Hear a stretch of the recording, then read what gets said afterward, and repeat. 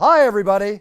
I've had an absolute blast recording your championship intros on audio and also on video. And for those of you that didn't know, the videos can be done special exactly the way you like them, because these are green screens and we can do them with a scene behind me. Do you want a fighting scene? Do you want a beach scene? Do you want a race car scene? Any scene you want, we can give it to you. It's your theme and my pleasure. Just write our offices and we will answer you with the exact fee involved and how it'll get done. So here we are, and now it's time, and it's your choice. Cheers! From the shores of Malibu where the waves are pumping, to the Great Wall of China, and back to the streets of Las Vegas where the UFC is coming. We are live. This is It's Time Radio, the show where we talk about what you think about. We're afraid to voice. Don't worry, we will talk about it for you. We talk about it all. Sex, drugs, rock and roll, UFC, movies, TV, politics, you name it, and we'll talk about it. We're here today with my co-host TJ DeSantis. TJ, I just got back from Australia. Can't say enough about how wonderful the country of Australia is. We'll talk about it on the show. The show itself down there, down under, shall we say. I just had a great time. I love it down there. It's one of my favorite cities in the world. You almost feel, or you almost sound a little bit rejuvenated. Normally, when you get off a crazy-ass trip like this, Buff, you're a little jet lagged. But I don't know. It sounds like there's a little maybe extra pep in your step, if you will. Yeah, a little extra pep because I'm just taking care of myself and doing what I have to do, but a little extra pep because of Philadelphia Eagles won the Super Bowl. Oh, that's right. There That's right. Yeah. I could not watch the Super Bowl because I was on the plane. There was no Wi-Fi, and I'm like, don't tell me what happened. Don't tell me what happened. I've got it recorded. I'll watch it when I get home. And, of course, as soon as we land, the pilot announces who wins the Super Bowl. Oh, of course. But that was neither here nor there because I watched the game, and what an incredible game, incredible dominance. We'll talk about it later on the show. But I want to get to our special guest here.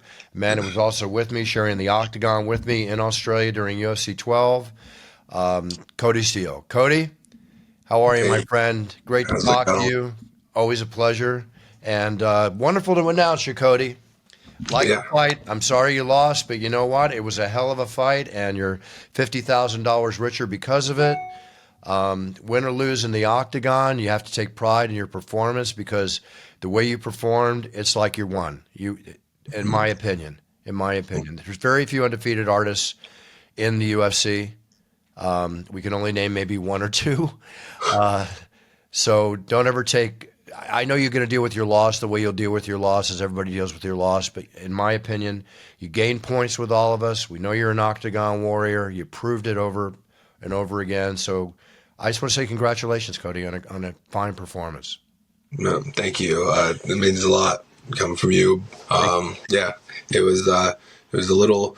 It's like I feel like I won, like you said, kind of like the performance and stuff. But then when you put it aside, I still have the L feeling. But nothing that I can't come back from and learn from. Right. Well, that's the whole point. I mean, listen, every day in life that we have to learn from every day in life we have. In your case, that's also the case, but more so than us, every fight you have. It only makes you better, Cody. It only makes you better. What's the saying? There are wins and there are lessons.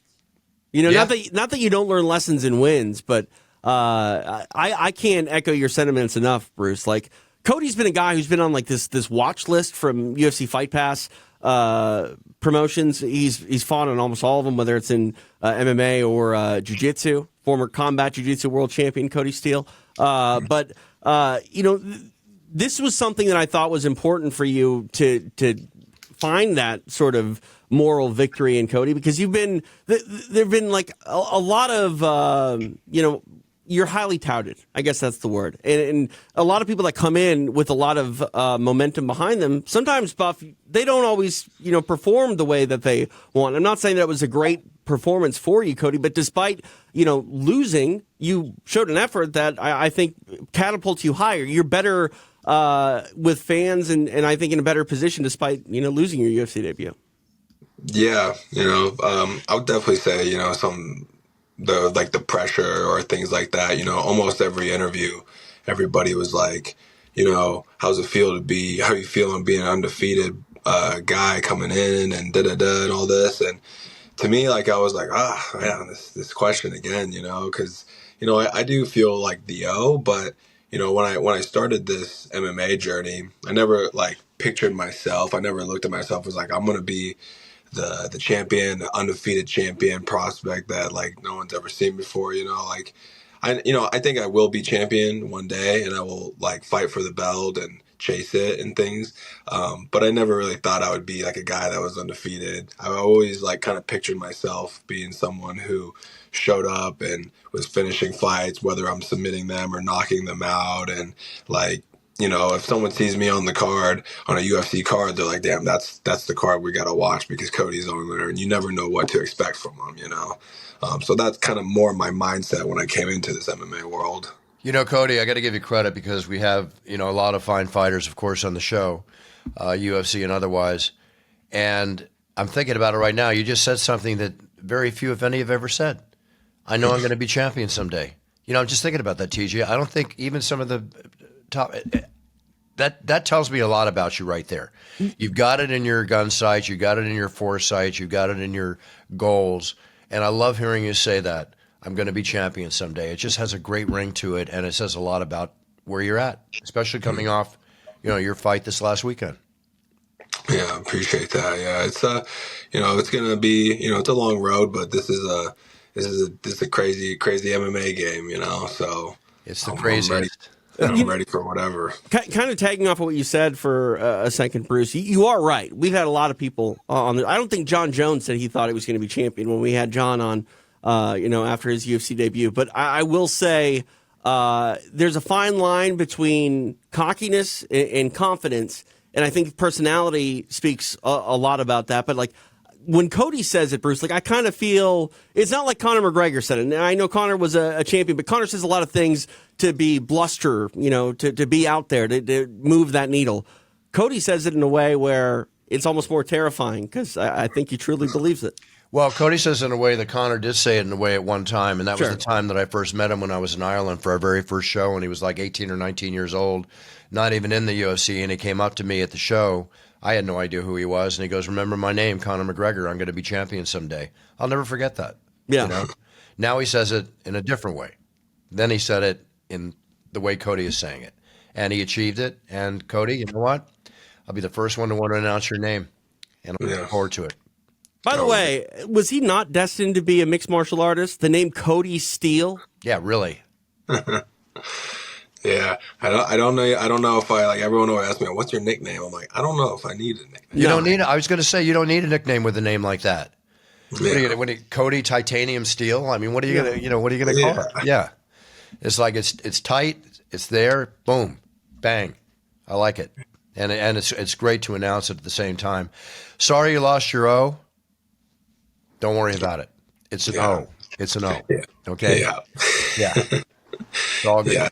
Hey, Cody, outside of the UFC, what does he like to do? I mean, aside train and fight and all that, but I mean, what are your other interests in life? Man, it's hard for me right now because like something this year that I've been like wanting to do is like find like some type of new hobby for myself that I can like kind of get my brain off the fighting, because like sometimes it consists of like me always like studying or doing something, getting ready for the gym, training, and then weekends it's like there's UFC fights every weekend, so it's like me and my like friends are barbecuing, watching the fights. So it's definitely I'm definitely trying to find something because I was like maybe I'll try to get into video games, but I used to play video games all the time, but it's like now I'm like, I don't know, like I feel like it could warp my time too much.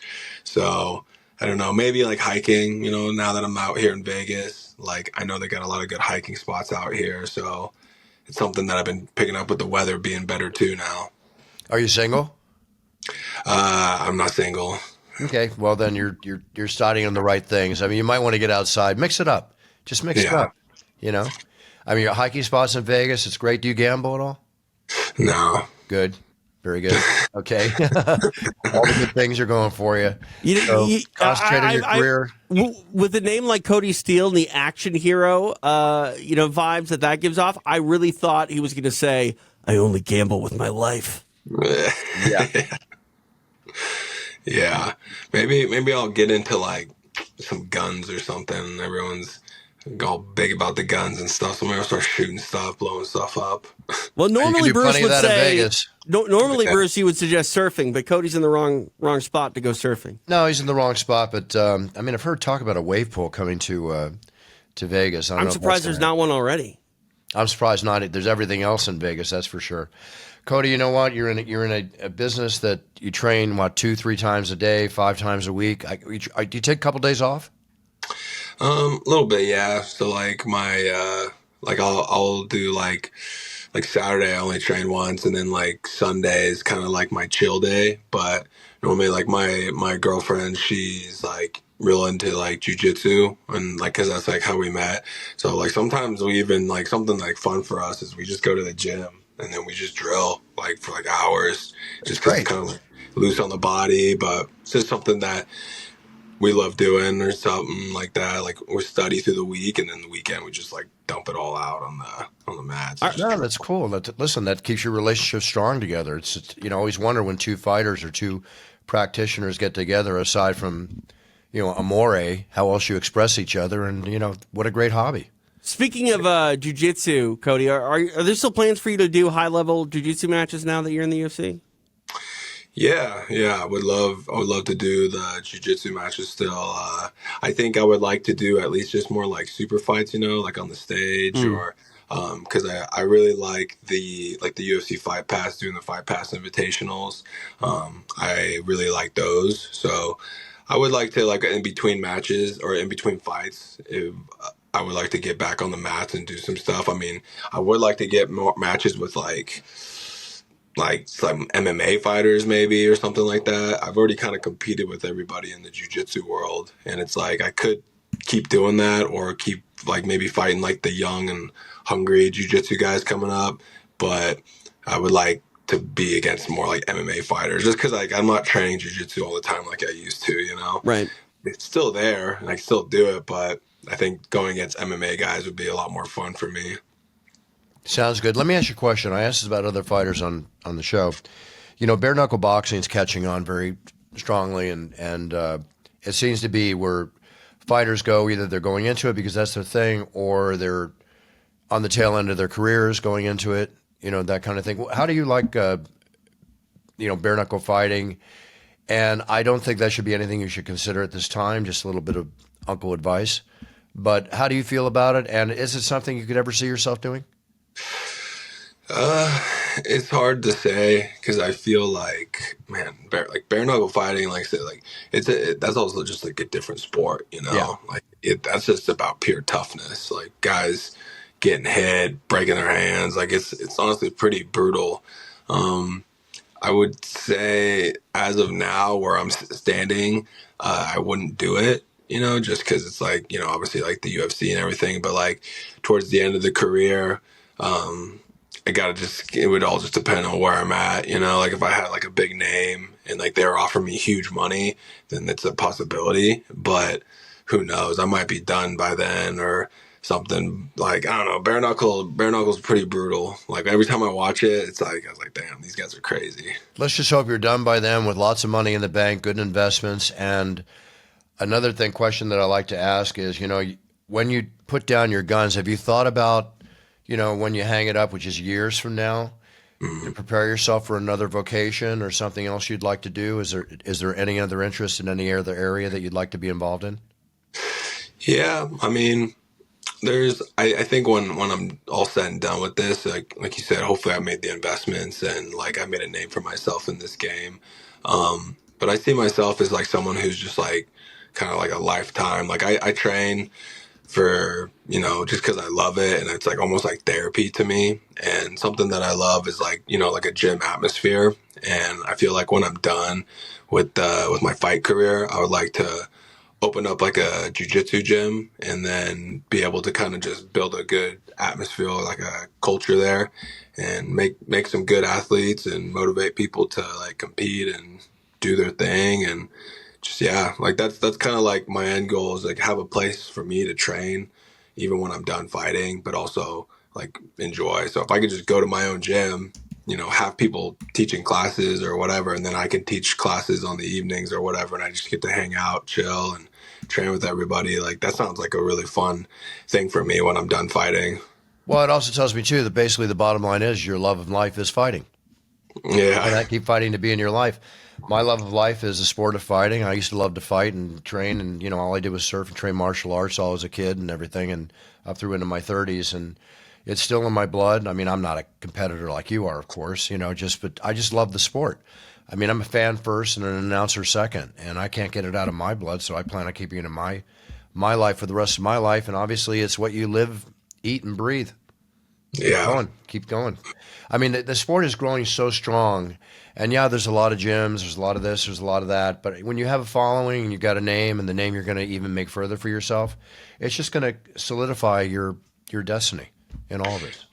Yeah. Yeah. When I first started training, I was like, I was doing jiu-jitsu to do MMA, but then like I would tell people, or just kind of for myself too, I was like, oh, I want to open up a gym, but I would like to make a respectable name for myself in jiu-jitsu so people would want to come train with me. Right. And I feel like I've done that, in jiu-jitsu. And I think now with MMA and having the UFC as like a platform too, it's just like an icing on the cake for me now. Like everything I do is just going to help me when I do decide to open up the gym. Very cool. I like it. What was the other question I had here for you? Sydney. Now, have you traveled a lot around the world? A little bit. Like I've trained to I've traveled to some places like like the UK or Ukraine and Paris and all that stuff. Oh, well, okay, you've been around. So, would you agree with me? And don't agree because I say it, but I assume you spent at least 10 days down there, right? Maybe more. Yeah, I was supposed to get there. Like we fought on Sunday, and I was supposed to get there on a Saturday, but our flight got messed up, so I didn't end up actually getting in until Sunday, like the week before. Oh, you probably need a couple days to acclimate yourself with the jet lag. Yeah. But would you agree in the time you spent there that it's just a lovely, wonderful city all the way around? Yeah, it's such a cool place. It is. Like, and I think like the people, like I don't know if I've ever really met an Australian that I didn't really like. Like they're always just so goofy. Like They're fun. It's like Canada. It's like I always say, I've never met a rude Canadian. I met a lot of inebriated ones. It's like, and in Australia, men, women, young, old, both, kids, everything, gracious, courteous, clean. Yeah. It's incredible. And the food, I had meals down there.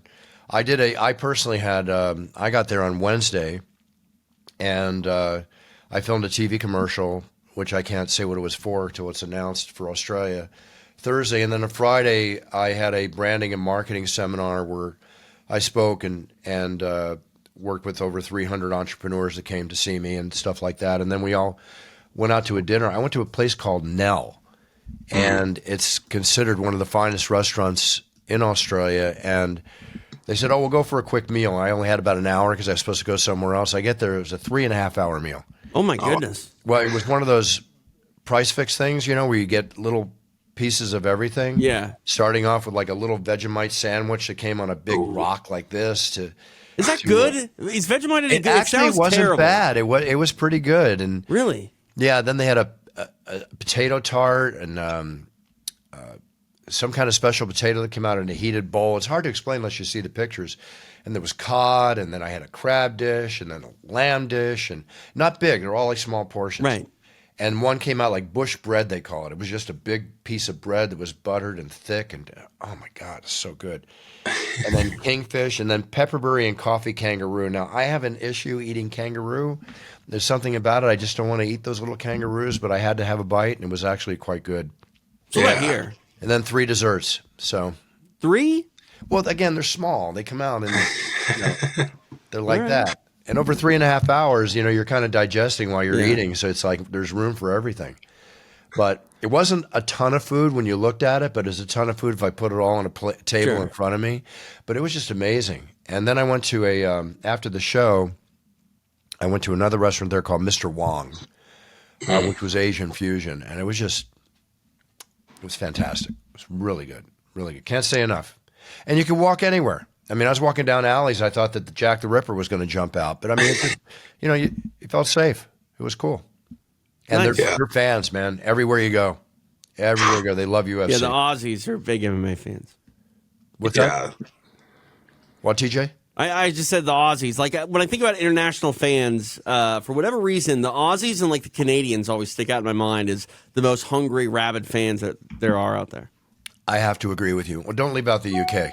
No, of course not. But Anyway, yeah. everywhere has its own flavor, you know. But as far as that, I will say one thing for the audience: they do get excited and everything, but they're mostly rooting for their locals, you know. But that's something we've talked about with Ray Longo, time and time again. Like, for whatever reason, international crowds seem to be more supportive of their, Patriot fighters than, say, we are at times. Like Anderson Silva was cheered over Chael Sonnen, and Chael Sonnen's the American. This happened in Vegas and in Oakland. That's not the case. Anytime Anderson would ever fight in Brazil, there's nobody that anybody would cheer for other than the Brazilian. Gotcha. No, I'm with you. Absolutely. I just can't say enough about it. It was awesome. What was the other thing down there? Did you get a chance to get out? I mean, obviously you got to watch the way you're eating before the fight, but did you leave right after the fight, or did you spend a couple days there? I was there I stayed like a day after a little bit, but I had a lot of like the first day I was able to like walk around and stuff like that. And let me show this real quick. I was able to walk around and stuff because I had a bit more calories. So I went to like the Opera House and through the botanical gardens and was kind of looking around. And then after the fight, we went to I forgot this other place. It was like a steak place, and it was good. Like everything there is very good quality. Like if you go to a restaurant and you have like the meat there, I felt like the quality was really good there. Like we had steak, and like they also tried like a little bit of kangaroo. Yeah, and it was cool. Yeah, I ate more meat in the week that I was there than I've eaten in the last 2 months here in home.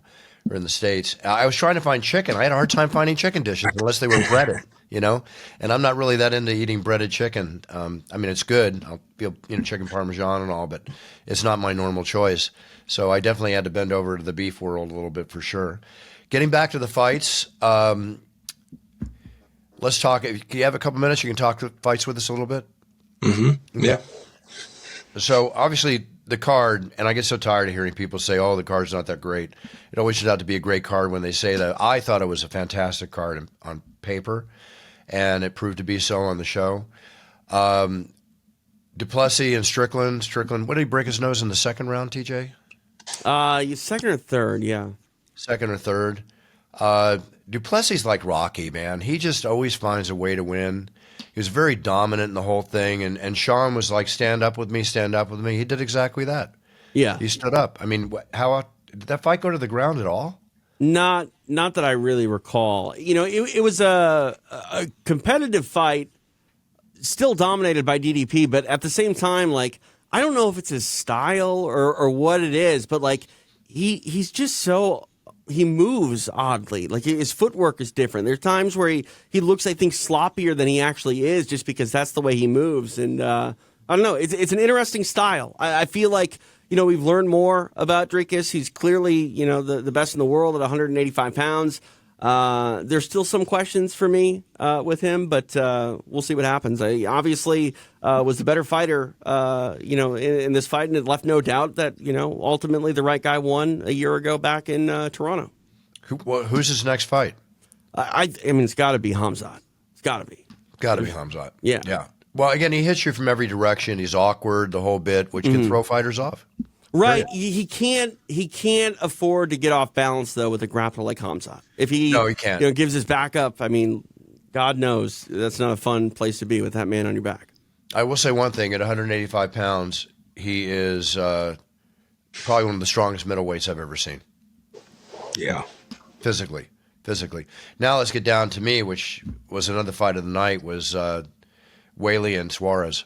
I mean, I love watching Weili fight. She's so dominant, so incredible. I actually surprised me how dominant she was in that fight. And she's doing such a good job at sort of bringing her star level up. I mean, she was already a Hall of Famer, all-time great.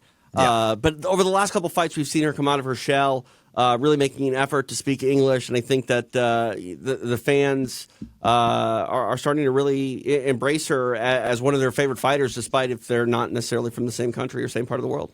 Well, she spoke Aussie at the end. Aussie, Right. Aussie. I love Yeah. that. It was so cute.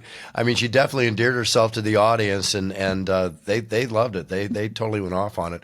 The audience seemed to be mostly for Strickland walking out. Yeah, I mean, Sean's beloved wherever he goes. I mean, he's either hated or he's loved, and people that hate him, they love to hate him, so they almost love him a little bit. You know what I mean? Yeah, exactly. Jimmy Crute, give it to Jimmy Crute. Strong performance. Go back on the card. I'm looking down here, just all the way through. So let me ask you this, Cody. Obviously, your first UFC experience. You're fighting on an international card, a numbered, pay-per-view event. There are a lot of athletes that don't have those sort of circumstances in their first UFC fight. But were you able to, sort of sit back and take in the fight night experience and sort of settle in, or was it kind of like a fast blur? Yeah. I think I was trying to take it in as much as I could, but also try to stay locked in. I think the thing that got me the most was when I was walking out, and then being like walking in the cage, and then being there. I was just like, I could definitely find myself like looking around a little bit, and I was like, wow, this is cool. Like I've made it in here now, let's go. And also too, even just being announced by Bruce here, Thank you. a lot of people are very, it's like a dream when you get to have like those opportunities, and, so I think it was definitely a little bit of a blur, but also like I was definitely taking mental photos and enjoying the moment when I was in there. That's awesome. I got to tell you too, Cody, and thank you for your kind words. It's also an experience for me and a pleasure for me and a continued dream for me to announce you. Okay, you're coming in, you're starting your career in the UFC, to the level that you are. You're a perfect example of how the first fight of the night, the prelim fight, right, whatever they're paying you as a starting fighter. And it always not cracks me up, but I mean, people say, oh, they don't pay that much. You know what? You're the first fight of the night and you won a $50,000 bonus. That's awesome, right? And that's why I always say, everybody, you never know what the best fight of the night's going to be. And that's perfect proof of the pudding right there. And you being the first night against Rong Ju to do that. Yeah, I felt, I definitely felt a little bit like, okay, I'm here, I'm at Sydney, Australia, I'm on a pay-per-view card. And then I was like in the early prelims too. And I was like, that's cool. Like I just got to work my way up and earn my way to get on these cards. And, I felt like I had like a little bit of an opportunity to like, try to at least show people who I am a little bit. Mm-hmm. Obviously I wish I was able to like get the win as well, but I did what I can with what I could.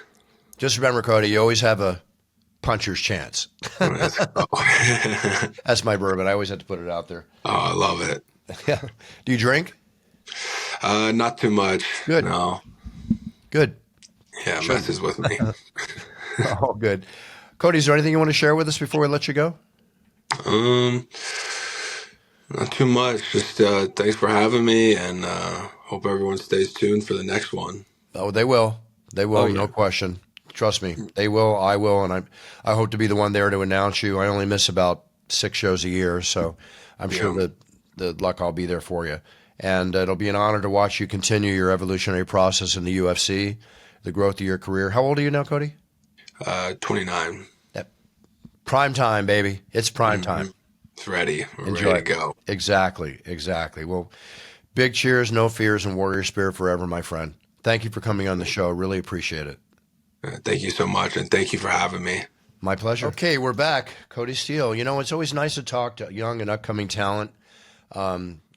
Obviously, a really good head on his shoulders and a golden future ahead of him. Even at 29, he's still got a solid half dozen years if he wants to really, hone it and work it. And he's in his prime. That's the sweet spot, right? Like I've always heard people say, between the ages of like 30 and 35 is where your best athletic years are. Also, but just mentally, like so many athletes that I've talked to, Bruce, if they fought throughout their 20s and 30s, when they're like midway through their 30s, they always say, if I had the mindset that I have now and the understanding of, this fight game, not only from a business, standpoint, but from a health standpoint, I would have been a world beater at 20 years old. Because guys, they tend to just, pedal to the metal 100% of the time. And, there's obviously consequences for pushing yourself that hard. But, I feel physically and more so mentally, it's a good age to start to make your UFC run, 29, 30 years old.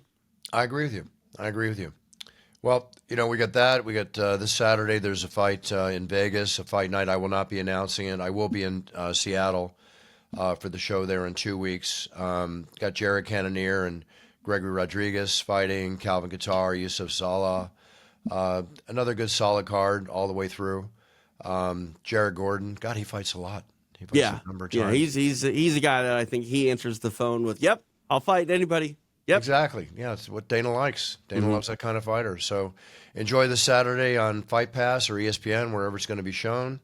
Let's talk a little bit else going on. Right now in news it's happening, the rains are hitting here in L.A.